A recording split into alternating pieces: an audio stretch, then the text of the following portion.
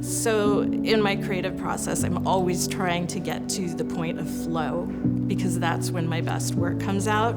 And it's extremely challenging to get to that point, especially now with so much going on in the world and so many distractions. But that is always my ultimate goal, is to work from that inner place that almost feels spiritual. That's what I'm always searching for within my practice.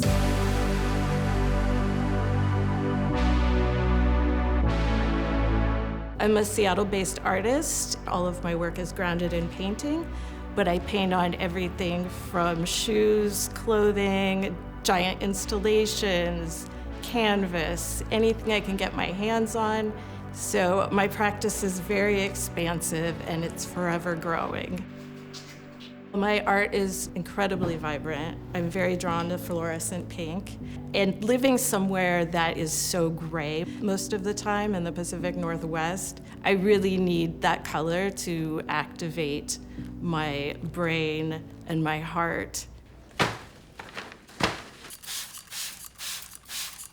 Most recently, I have been doing Rorschachs. They intrigue me because the viewer can see their own imagery within, and it speaks to subjectivity and how there is no correct or incorrect way to view art. And now I'm going to fold it.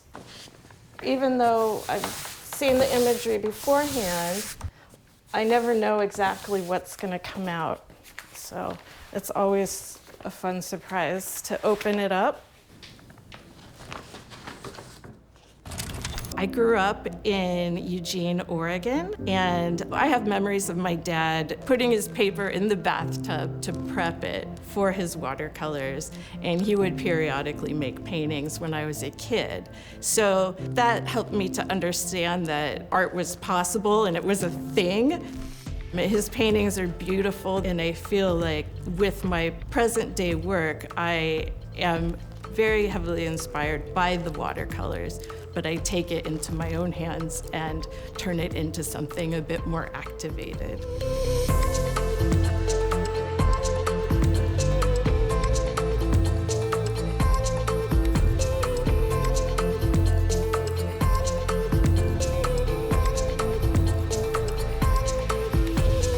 My inner psychology is a big part of my artwork and my practice, and I think of my practice as being medicine.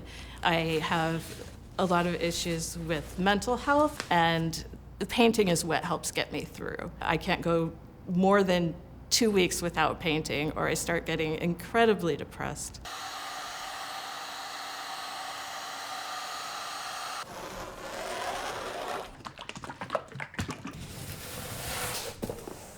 So I'm trying to get the bubbles out, and I have to do that delicately because the more saturated this paper gets, the more it wants to tear. This goes back to an art professor that I had very early on, and he would always say, "Don't be precious." And that sentence goes through my head a lot when I'm making my work, and it's a reminder to just loosen up and not take things too seriously.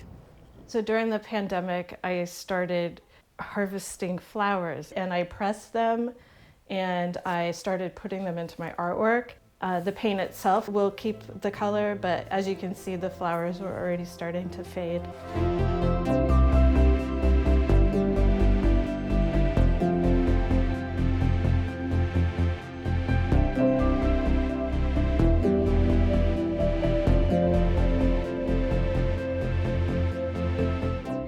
Color is definitely what makes my work identifiable, and also the looseness and childlike qualities within it. When people look at my work, I want them to be really curious about it, and also I want them to be able to see something in it that they have within themselves.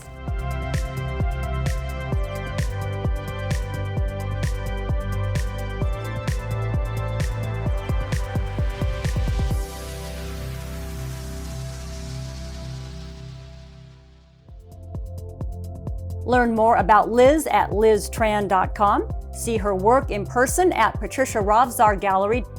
And watch for her original visuals in Oh Rosie, a new music video by the LA-based artist Alexandra Botti, coming out this fall.